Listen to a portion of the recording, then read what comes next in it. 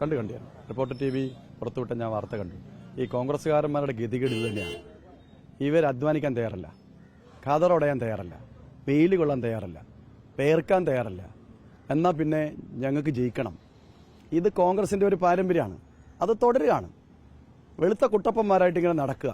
എന്നിട്ട് പാവപ്പെട്ട ഈ തൊഴിലാളികൾ, മറ്റ് സംസ്ഥാനങ്ങളിൽ നിന്ന് വന്ന തൊഴിലാളികളെ തേടിപ്പോവേണ്ട ഗതികേടിലാണ് ഈ പ്രസ്ഥാനം എത്തി നിൽക്കുന്നത് എന്നുള്ളത് മലയാളിക്ക് പരിചയപ്പെടുത്തി കൊടുത്ത റിപ്പോർട്ടർ TVക്ക് ഒരു അഭിനന്ദനം അറിയിക്കാൻ ഞാൻ ഈ സന്ദർഭം ഉപയോഗിക്കാം.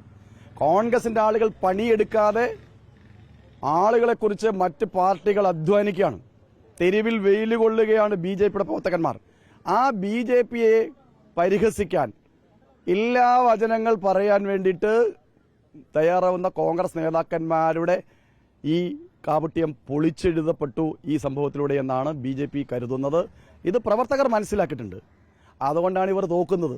ഇവർ തോക്കുന്നത് കൊണ്ടാണ് കള്ളപ്രചാരവേല വീണ്ടും വീണ്ടും BJP കോൺഗ്രസ് അലയൻസ് എന്നൊക്കെ പറഞ്ഞിട്ട് ഇങ്ങനെ പറഞ്ഞു നടക്കുന്നത്. ഇതുകൊണ്ട് തന്നെ